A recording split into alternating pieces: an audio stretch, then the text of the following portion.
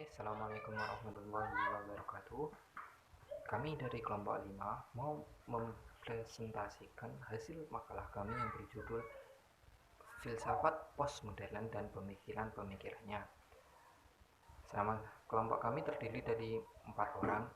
Saya sendiri sebagai moderator bernama Rizky Habibur Rahman, NIM 1264042030063, dan teman-teman saya yang pertama yaitu Nurul Hasanah sebagai pemateri NIM 1264042030062, dan juga Abdurrahman Rosid juga sebagai pemateri NIM 1264042030064, dan juga pemateri yang terakhir ya bernama Adisti Mufida AW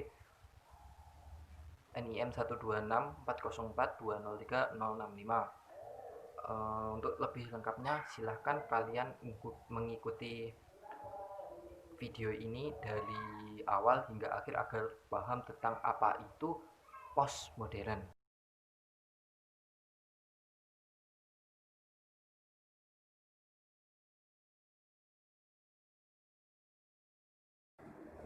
Oke, di sini saya mau mempresentasikan tentang pengertian dari postmodern. Apa sih postmodern itu? Postmodern menurut bahasa adalah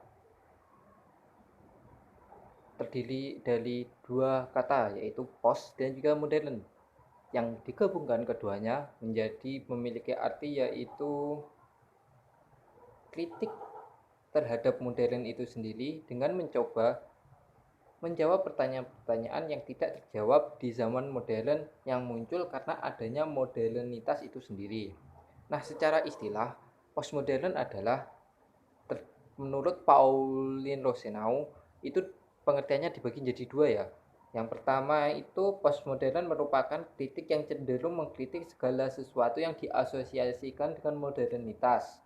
Yang kedua yaitu teoritisi postmodern cenderung menolak apa yang biasanya dikenal dengan pandangan dunia atau worldview, metanarasi, totalitas, dan sebagainya. Ya, jadi postmodern ini adalah pemikiran yang cenderung menolak terhadap modernisasi gitu.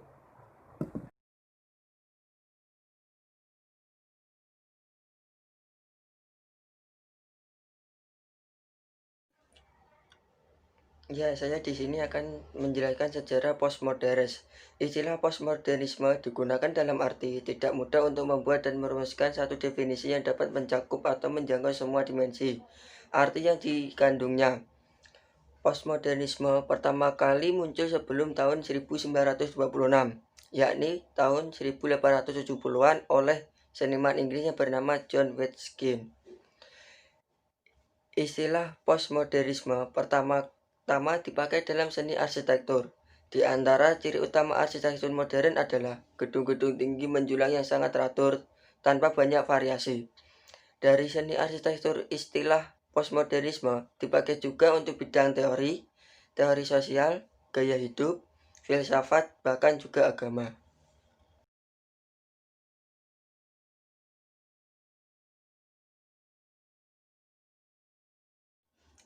Postmodernisme sebagai mode pemikiran. A. Dekonstruktivisme. Era postmodernisme ingin melihat suatu fenomena sosial, fenomena keberagaman, realitas fisika apa adanya, tanpa harus terkurung oleh anggapan dasar atau teori baku dan standar yang diciptakan pada masa modernisme.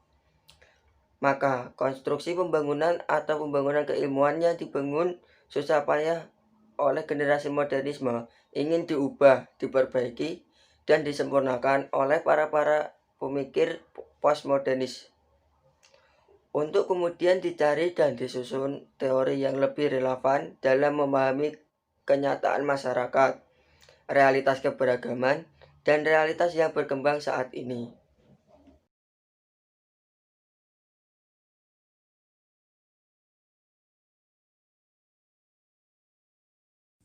Baik, di sini saya akan menjelaskan tentang relativisme. Para pemikir postmodernisme menganggap bahwa segala sesuatu itu sifatnya relatif dan tidak boleh absolut karena harus mempertimbangkan situasi dan kondisi yang ada. Namun konsepsi relativisme ini ditentang oleh Syed Hussein Nasr, seorang pemikir kontemporer. Baginya mereka tidak ada relativisme yang absolut, lantaran hal itu akan menghilangkan normativitas ajaran agama. Tetapi juga tidak ada pengertian absolut yang benar-benar absolut, selagi nilai-nilai yang absolut itu dikurung oleh historisitas kemanusiaan itu sendiri.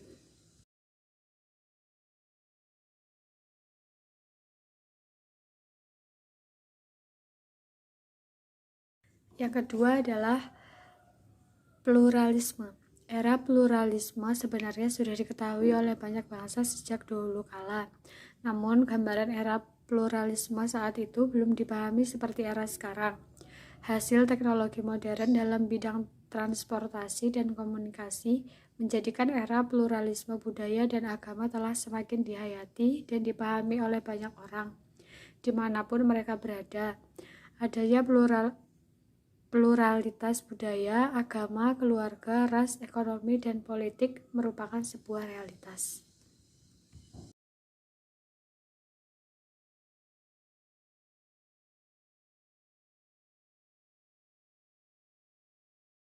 Di sini saya akan menjelaskan materi tentang ciri-ciri karakter sosiologis postmodernisme.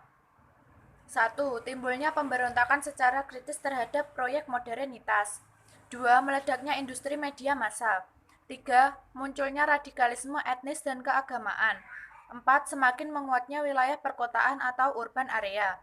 5. Semakin terbukanya peluang bagi berbagai kelas sosial atau kelompok. 6. Munculnya kecenderungan bagi timbulnya eksitalisme. 7. Bahasa yang digunakan di kursus postmodernisme seringkali mengesankan.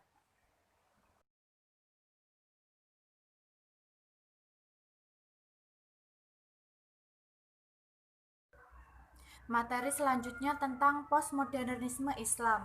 Bagi umat Islam, modernisme adalah salah satu fase sejarah yang ditandai dengan maraknya aktivitas mulai dari maraknya pemikiran Islam hingga tindakan politik. Fase modernis, Muslim pada dasarnya banyak dipengaruhi oleh kolonialisme Eropa.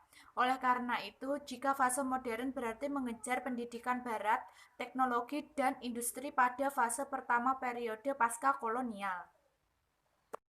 Terima kasih telah menonton video dari kami. Apabila ada salah kata ataupun kurang penyampaian, kami mohon maaf sebesar-besarnya.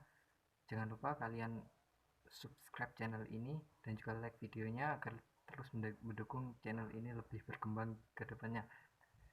Terima kasih dan sampai jumpa lain hari. Wabillahi taufiq wal hidayah, walidha wa inayah. Wassalamualaikum warahmatullahi wabarakatuh. Tetap jaga kesehatan ya.